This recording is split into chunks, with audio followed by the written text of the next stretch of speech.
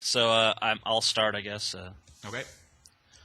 Joining me now, live in my luxurious cavernous mansion in Beverly Hills, California, is the legendary PaulsEgo. This is a beautiful mansion, by the way. Is this a zebra? Yeah, that is zebra. Jesus It's very Christ. delicious. Yeah, It's very African. yeah, it's a sexy palatial estate. Yeah. Anyway, so you are the legendary PaulsEgo. What makes you better than everyone else, Paul? What makes me better than everybody else? Yeah. That's a good question. I'm about sick of your condescending attitude, sir. What makes me better than most people in this country? I can give you that answer. All right, go ahead. I'm not a fucking moron. Stupidity. Stupidity in this country is passed down, from generation to generation, father to son, mother to daughter, like some sort of congenital birth defect, and somehow I dodged the bullet. So there you go. I'm sorry, I lost you at genital, and it just everything stopped right there. You were an actor by profession, hobby, what? Hobby. If I told you I was an actor by profession, I'd be a liar. It's definitely a hobby. I work a job that's not horrible but not fulfilling at all, and I act whenever I have the time to do, which lately has been hardly ever. But yeah, that's interesting. That's interesting.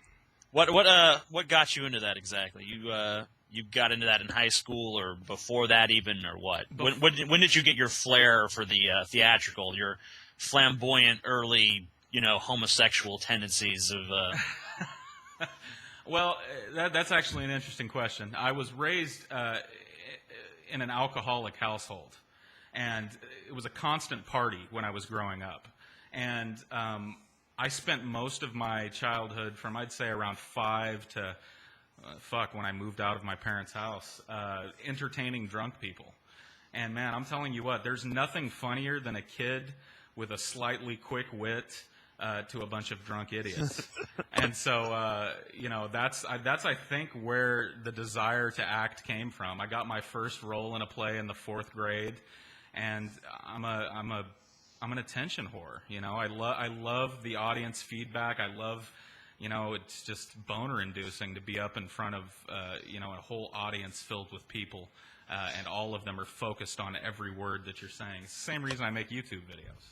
What would you say the big difference is between acting, semi-professionally on stage, as opposed to, making YouTube videos ranting and raving and, trying to get your message across? The utter lack of audience. If you go back and look at my my early YouTube videos, man, I was so uncomfortable talking to no one. It sounds that is difficult to overcome. It is. It sounds really cliche, but the audience, having a live audience, I think I'd have the same trouble if I ever did any movie work. Because having a live audience there is an energy that flows back and forth between the performer and the audience that's just not fucking there with YouTube. And so learning how to speak to this quick cam orbit MP that I have like it's a 7,000 people, I think that's the main difference. I always, I've never been a entertainer or, trying to, perform on stage or anything like that. I mean, maybe a few times in school, but, one thing I was always a very good conversationalist, always very good at talking to people and very good at making one person laugh. So I always just try to envision the camera as, my best friend, like someone that I can just relax around and be honest. I don't have to put on any airs or, that's a good tactic. I was never able to fool myself into thinking that the camera was my best friend. So I try and imagine an audience, and that was hard at first when I didn't have a fucking audience. But now that I do, trying to conduct myself like there's 6,000 or 7,000 people listening to me speak is yeah. It's very difficult because it's very counterintuitive. I mean, even though the people are out there listening, it's very difficult to convince yourself of that on a visceral level. Uh-huh. I mean, that was one of the difficult... I mean, even, I would say my first 200 videos that I made, I mean, I was still struggling with that. It took me a long time to gather that. I mean, I think that was... I mean, I've made so many videos now, but well, I tell you what, if you were uncomfortable talking to the mic or talking to the camera within your first couple of hundred videos, you hit it well, because I've been a ground floor subscriber. I don't know if I was there at the very beginning, but I remember your first 200 videos, and if you were uncomfortable, you hit it well. I was extraordinarily uncomfortable. I mean, I still get uncomfortable in front of camera some days. Unlike myself, where you go back and watch my first 5 or 10 videos, and it's painful. Yeah, you did suck. You know, one of my favorite things is, and I wanted to bring it up during this interview, was how I initially got my start on YouTube. Was making a response to you and your brother shit all over me for about 15 fucking minutes. And yeah, that was pretty classic. I've left that video up just purely to remind myself how not to be, because I'm telling you, you were terrible. Yeah. I remember I remember thinking that you were the biggest turnaround I ever saw in a channel. Like, you just went from like the stereotypical, absolutely unwatchably boring YouTuber to like literally the person who, I mean, no one encapsulates how I feel about any specific issue better than you do. You know, you always seem to manage to just, say the right thing at the right time. Well, having praise heaped on you by somebody that you've looked up to since you started making YouTube videos is incredibly uncomfortable. Having praise heaped on you by anybody. I remember just yesterday, Fake Sagan was telling me that he was shocked to find out that you're actually a year younger than he is. Yeah, yeah. He said it made him feel ancient. I was surprised too, because I know that you must know that you look older than you are. Yes, that's which is a problem I've actually had in my life. Well, not really a problem, but I mean, people have always thought I'm older. I usually get people telling me they thought I was in my 30s or something. Yeah, I get, and it's kind of sad. I try not to let it affect my self-esteem, but when somebody tells you they had you pegged at late 30s, and you're fucking 27 or 28 years old, that's a tough one to swallow. People tell me like all the time, like, oh, I thought you were in your early 30s. I'm like, fuck you. I'm only 24. I still, man, it's amazing how quickly in life you start to feel old, though. Oh, dude. At least for me. I mean, I thought it was something that happened in your 40s, but I already feel like. And to be honest with you, not to speak for your situation, but I think the fat thing has something to do with it. I think fat people start to feel old about 20 or 30 years before fit people do. Because I'm totally with you. I remember, I'm still 29. I remember being 23, 24, having all this energy and shit. And now I can barely roll my tub of fucking lard out of bed in the morning. I know what you mean. I think that does contribute. Because every time I've ever gone on one of my moderately successful, highly temporary diets and lost a little bit of weight, people always say, "Oh, you look younger. You look so much better and stuff." Oh yeah. I just recently. I mean, you can look at my YouTube videos and see my yo-yo dieting ass fucking go from 300 to 230 and then back to 300 again in the span of 70 fucking videos. And yeah, as soon as you drop a little bit of weight, people tell you, "Oh man, you're like a new person. You got all this energy. You look so good." Yeah, fuck you. Hey, you ever notice that you don't have all that energy though? I think you just look like you do. Right. It's like I've lost a ton of weight and I never felt like any great surge of energy. In fact, I felt miserable because I couldn't eat what I wanted to. No, I think what it is you look like you could run from one end of your living room to the next without taking a break in the middle. And I think that people assume that equates that you've got all this fucking energy when you really don't. Yeah, I think maybe my public persona is deceptive too in that respect, since I'm always like a hyper maniac on camera. Yeah, they don't realize I have to lie down for several hours afterwards. Have your lady friend bring you a cold drink and rub your feet for a while after a video. Yeah, it's exactly. Well, that's like, man, as soon as I start interviewing, everyone wants to be interviewed now. I've been like struggling to get interviews, and now I get you on the line, and everyone's like, interview me now. What the hell? Yeah. Anyway, it's I want to know, let's talk about something a little bit more substantive here for a second, because you have a lot of important videos. Okay. One thing, your most recent video, the most recent one I saw anyway, you were talking about how you were no longer content to leave well enough alone and just bygones be bygones, and let's all just get along, and I don't care if you accept me as long as you don't fuck with me. But you're no longer content with that attitude, right? Yeah, I'm not, and that was a tough realization to come to, because I'd operated, ever since I'd admitted to myself that I was an atheist. I'd operated under the assumption that it would be okay if people could just live and let live. And, I can be an atheist, and as long as you don't seek to directly fuck with me, what you think about me in your private life, you think I'm a scumbag, you think I'm a demon spawn, whatever, as long as you don't seek to fuck with me. And it was a hard realization for me to come to, that just doesn't fucking work. If it did work, if it was black and white like that, then great, I'd be perfectly happy with it. But I don't trust that humanity has the capacity to live and let live. I think that sort of attitude, that whole separate but equal thing, not to do the cliche and try and compare the atheist struggle to the civil rights struggle, but that whole separate but equal thing, I think we've got proof, right, that doesn't work.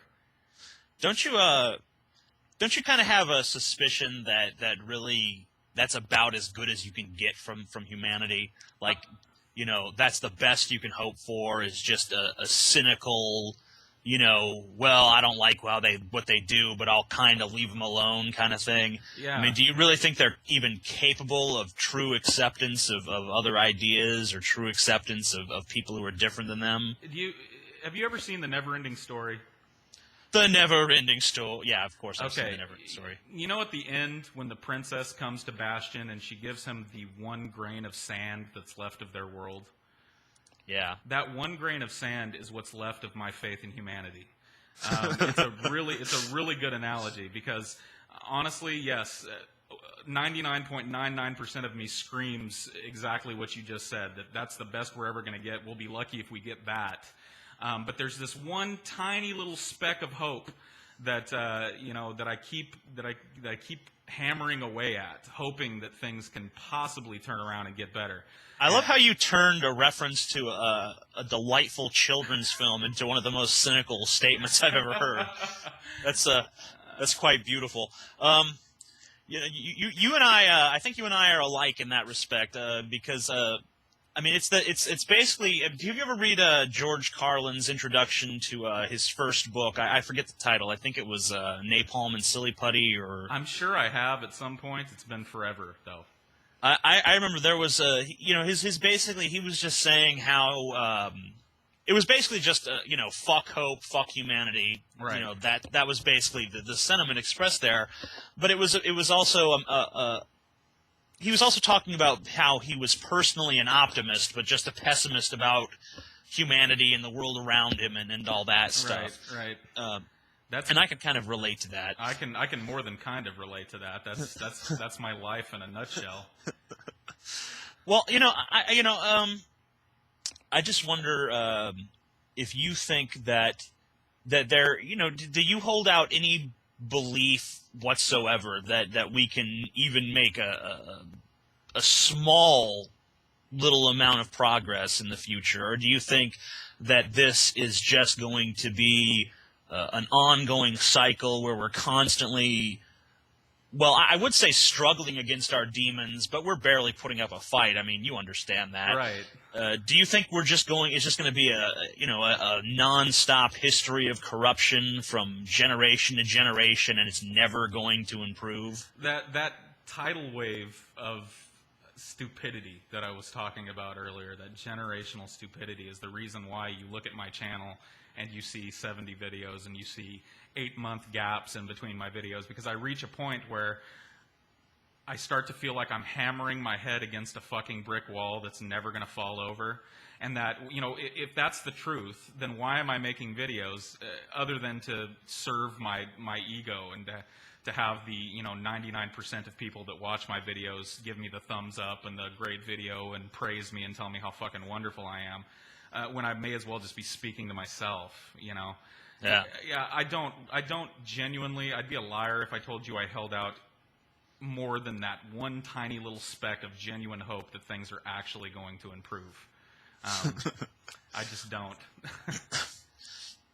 I mean, I think that, the encouraging thing to me is that I do think that things are better now than they have been in the past, but at the same time, I recognize it as largely a facade on the part of humanity. Right. The beast is just under this thin patina of civility that we're wearing in our day-to-day lives, and I know that it could come rising back up at any moment. And in most places in the world, it's still right there on the surface. Right. I mean, you go to the Congo or Haiti or anywhere in the Middle East, you're gonna find that same beast. It's just, even in some parts of the American South, you're going to find it right there on the surface. It's even beyond the South. I mean, it's right on the surface everywhere. I mean, look at. I think you have the mentality where the racist. I mean, here's a good example. I mean, Southern racist. I mean, it used to be, hey, look at that nigger. Let's go hang him from the highest tree. Now you have these Southern businessmen saying, "Oh, we'll stay away from that area because there's a lot of Democrats in that area." Right. And Democrats is, of course, their slang for blacks. Right.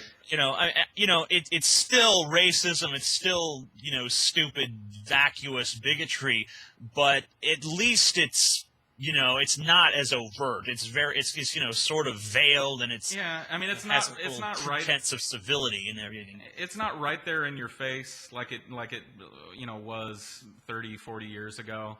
But for me to look at the fact that racists have finally gotten it through their thick skulls that they can't be overtly racist, so they're going to stuff it way down deep inside of themselves and still hate every minority on the planet and just call it something else. I have a hard time calling that progress. That's just me. I know what you mean, but at the same time, at least it hints that maybe some part of them acknowledges that this behavior is not acceptable. Right. Hence the tiny little spark, the one grain of sand that left from the beautiful world of. Now what was that fucking world called, by the way? Do you remember? Fantasia, wasn't it? Ah, Fantasia. There it is. Yeah, you had you experienced the violent side of humanity yourself when you were younger. Yeah. You were I guess attacked and had your shit stolen from you. Stripped butt naked and made to run out in the middle left of a in the countryside. Right. The cop afterwards, he told you that you were lucky they didn't kill you because usually in instances like that they do. Yeah. Have you ever contemplated that and wondered why they didn't? Honestly, every day, at some point during the day, even if it's just for a second or two, I contemplate that because the cop was right.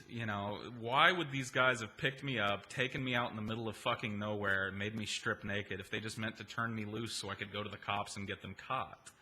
I fully, genuinely believe that they had every intention of killing me. Why they didn't, that question, not to be cliche, but it's going to haunt me.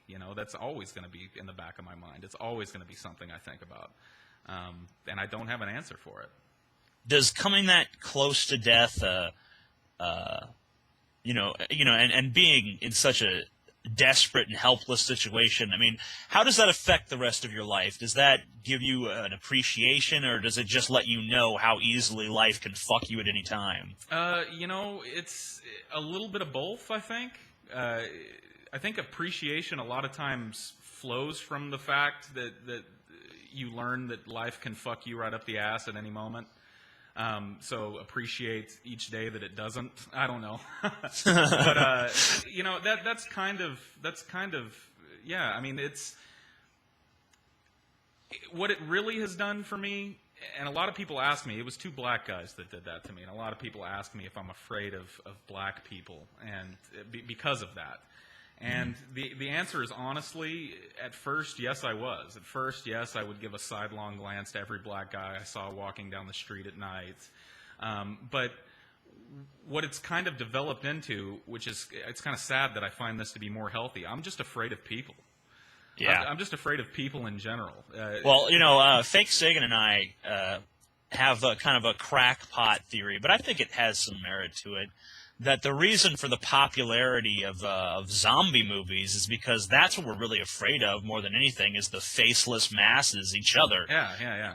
We're surrounded by strangers all day, every day. I mean, we're a species that evolved in groups that were consisted of our families and our tribesmen, and we knew everybody, and suddenly we find ourselves thrust into a world full of strangers. I think that's where you get this paranoia, this fear of each other, and I think that's expressed in those zombie movies. But yeah, I wouldn't call that a crackpot theory, by the way. I mean, if you're any type of a zombie movie fan and you haven't picked up on the social commentary yet, then I don't know what to tell you. I mean, it's there. Yeah, Romero, will drive the point home, but most of the other people who do zombie movies really don't. Right. It's usually just, hey, look at the spooky dead guys. Right. But I think, on a subconscious level, certainly it's there. And with Romero's works and maybe a few other people, it's there on a very conscious level. I guess I have to ask you, since you are an actor and you do act well, and I've seen you do performance pieces on YouTube in the past, and I was always fairly impressed, like your reading from Network. But what are some of your favorite movies? Favorite movies? I'm not asking for like a rigid top 10 or something. Just a few movies that you have a deep appreciation of. I'm a huge, surprise, Stanley Kubrick fan. Yeah, everyone loves Kubrick. Yeah, I don't know how you couldn't love Kubrick. In fact, I've got friends that don't love Kubrick, and I wonder. They shouldn't be friends anymore. Yeah, exactly. I wonder why I hang out with those people. I have an abiding love for Jim Cameron's Aliens. That movie, for whatever reason, I could just watch that movie once a day and never get tired of it. The same thing goes for The Big Lebowski. That's another one of those movies that I could just watch over. John Goodman in that movie, he just rivets me. I get a lot of comparisons to John Goodman. A lot of my subscribers will comment that I look like John Goodman or sound like John Goodman, and that's one of the biggest compliments you can pay me, because that fucking guy. Would you have liked to play that character? Yes, but I couldn't have done it nearly as well as he did. I'm no Walter. I'm kind of sad to not see him in as much anymore. Yeah. Did you? I wonder if he's just too unhealthy or something because of his extreme weight problems. I hope not, but that's probably it. Yeah. Yeah. I have to wonder. You say you're a fan of Kubrick. I have to ask what your opinion is on the movie that really divides Kubrick fans. His last film, Eyes Wide Shut. What did you think of that? It was a turd. It was a turd. It was the one Kubrick movie that I've watched once, and I don't think I will ever have the need to watch again. I don't know what it was. I don't know if he was losing his mind in his old age and his ill health. I don't know what it was, but for some reason, and it's something that I would never say about a Kubrick film, it seemed like he was trying too hard. And do you? Let me ask you. What are some of your favorite Kubrick films? Because I'm a fellow Kubrick fan. My absolute number one favorite Kubrick film is A Clockwork Orange. And it will always be so. That book, I read the book actually before I ever saw the movie. I had a friend. I was contemplating buying the book yesterday, but I just thought the film would just tinge my perception of it a bit too much. Having done it the other way around, I'm not sure, but I can tell you that the film is an absolutely great representation of the overall theme of the book. Just the language that's used in it. I'm a big fan of the use of language in movies, and this. Yeah, they call it NADSAT in the book. This which is kind of a which is really something that's kind of really gone the way of the dinosaur in a lot of modern movies. It seems like language is really an undervalued tool nowadays. Right. It's just dumbed down completely. That's the one reason why I have such an abiding love for Shakespeare. I mean, some of the favorite shows I've ever done have been Shakespeare shows, just because of the language and the wordplay. And you're right, it's something that you just don't see. And I think A Clockwork Orange is a rare example of a modern film where you get to it's great. Plus, there's that rape scene. I always like movies with rape in it. Singing in the Rain. Yeah, I mean that's such a dark moment. It's just like when you took. I always love anything that juxtaposes the innocent and childlike with the very dark, right, and macabre. I mean that's how I got into Marilyn Manson initially, because he was taking soundtracks from Scooby-Doo and segments from Willy Wonka and really showing the dark underbelly. That's why I always liked that scene, because it juxtaposes the very, very dark act of rape by this gang of hooligans, as I guess they would be called, and this nice little show tune, singing in the rain, and it's so dark. It's just like how you took the analogy about Fantasia and the one little speck of Fantasia left, and then turned it into this cynical observation about how empty you are as a human being. Right, and in a great, and my favorite, I think my favorite Kubrick film, I would have said A Clockwork Orange, but I saw Dr. Strangelove just maybe a few months ago, not even a year ago. Yeah. And I have to say that usurped A Clockwork Orange for me. But I like all of his films. I even liked Eyes Wide Shut, although I do admit that it is his worst film. Yeah. Well, maybe Lolita. I didn't like Lolita very much either. And I won't argue with you the brilliance of Dr. Strangelove. It's not number 2 for me. It's a tough thing to rank Kubrick films in my mind. Number 2 would have to be Full Metal Jacket. And I can't watch those because I can't watch war movies. I just don't like them. And I understand that, but it's got a personal tinge for me, because Matthew Modine in that movie, he looks exactly like my dad. He looks exactly like my dad's basic training photo, and my dad was in the army not the Marines like in the movie during Nam. But yeah, it's always kind of a weird, surreal thing to watch that, because I always end up identifying that main character with my father. That is very strange. So you were talking about Shakespeare a little earlier. Let's get into that a little bit. Okay. You've how many Shakespearean plays have you acted in? Quite a few. With regards to Shakespeare, I tend to get cast in comedic roles, and I'm perfectly okay with that. I've only recently, in doing theater, started to get some serious roles, but I just don't fit the body type or the personality type or the voice type of a non-comedic role. So my favorite role of all time is Sir Toby Belch from Twelfth Night. That's a great, just a fucking wonderful role. Close runner-up would be Caliban from The Tempest. I got to play Caliban from The Tempest, who's this sea monster who kind of capers in and out of the scenes and ends up playing a much larger role. He's almost like, I've often wondered if Caliban was an inspiration for the Gollum character, because he's almost like Gollum. He's this kind of twisted, monstrous, comedic thing that ends up playing a much bigger role than anyone thought he was going to by the end of the play. Let me ask you a question. I'm sure you seem to be a lover of film and a lover of Shakespeare. What do you think the best adaptation of a Shakespeare play to film has been?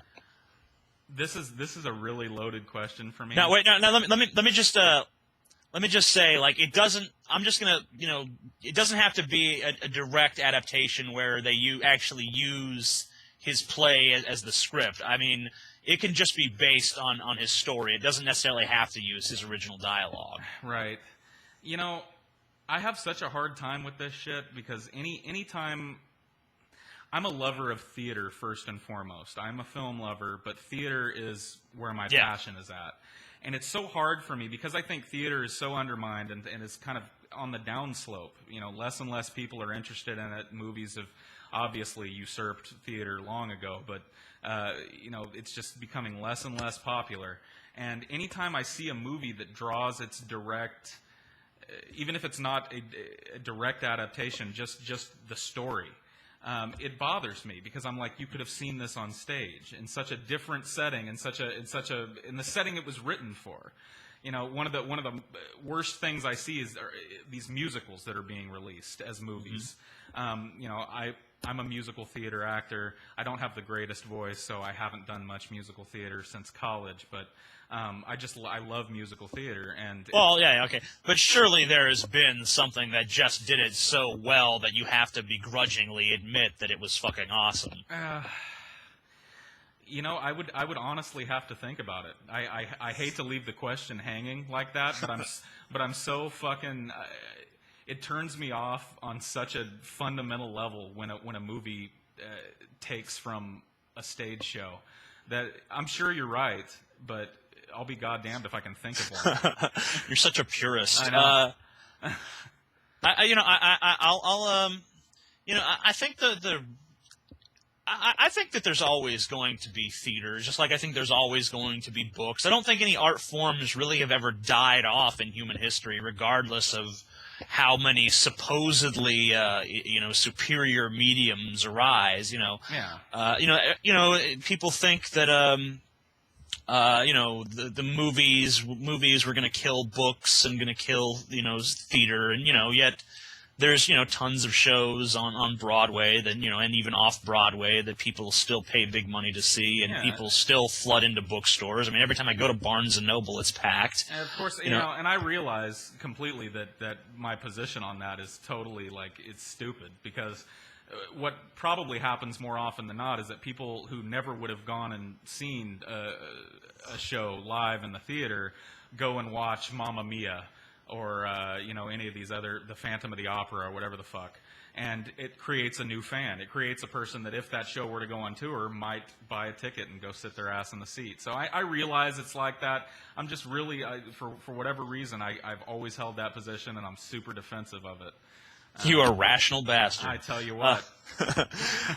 Let me just. I just want to ask you a few more questions about YouTube, because that's really the core of this conversation, I suppose. That's really where most people know you from. Hit me.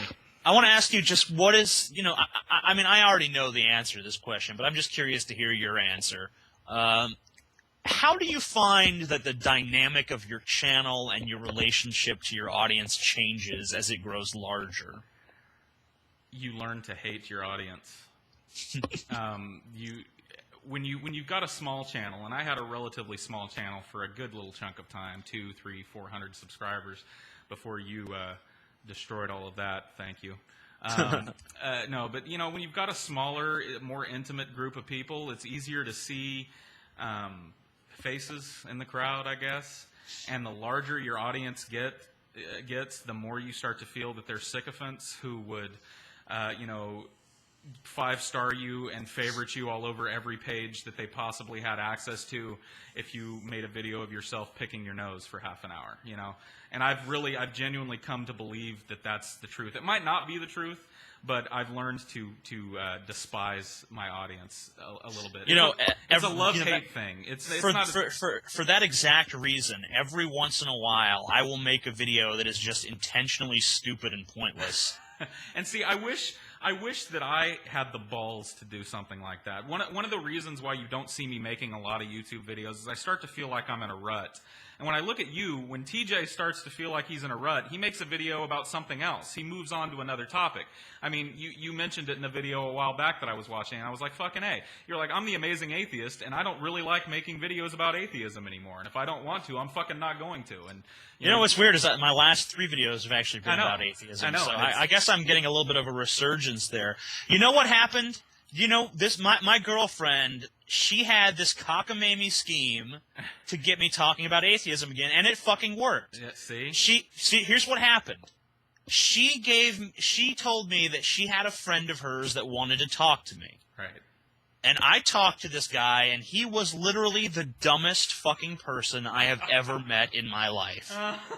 Look, he did not believe in. He was okay. His first thing is like, "Why do you hate God?" I'm like, "I don't hate God. I don't really want to even talk about that. That's really not even." But he kept wanting to talk about it, so I started talking, and I told him like, he said like, "I was in a car accident and I survived, and that's why there's a God." I'm like, "Don't you like?" That's just the law of probability. He's like, I don't believe in probability. I'm like, what? Oh, Jesus. How do you not believe in fucking probability? That was the point where I'm just like, what the fuck is going on? This world deserves to die. I felt a great surge of sympathy for the Old Testament God flooding the earth at that point. I just wish he would have just fucking completed the job. Fuck Noah, fuck the ark, just kill everybody. Because it's not working. This fucking experiment has failed.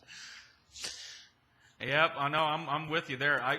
I find myself sometimes wishing I was religious, so I wouldn't feel stupid when I pray every other night for the South to fall into the fucking ocean. Or pray that I'm on vacation. Right.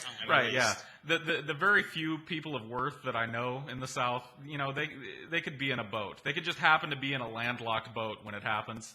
But the rest of them, they could drown, and I wouldn't really fucking care. So I definitely save New Orleans, because this city is badass. I wish I could go to New Orleans, because I'm in dire need of something about the South to improve my fucking image of it, because right now it's pretty much a couple of family members that I have that I wouldn't want to see drown, you and a couple of friends.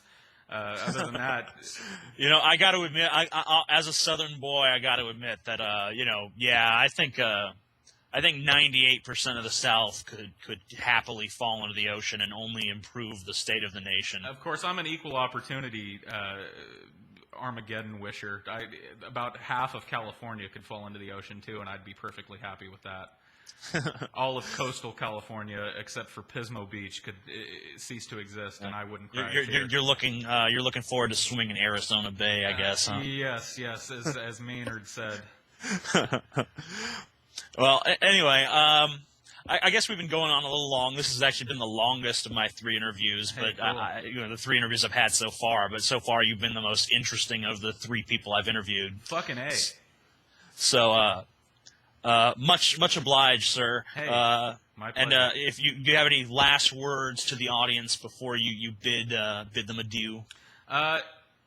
Yeah, to my subscribers. In fact, to everyone's subscribers. If you take one piece of advice from me, add something other than blind acclaim. Add something to the discussion. And if you have nothing but blind acclaim to add to the discussion, rethink making the comment. There you go. That's all I got. I wish I had something more profound than that. Well, it works. Whatever. What the fuck ever. Watch The Never-Ending Story. That's a good movie. Yeah. All right. All right. Well, my pleasure, TJ, and I'll see you on Sunday. See you, sir. All right. Bye. Bye.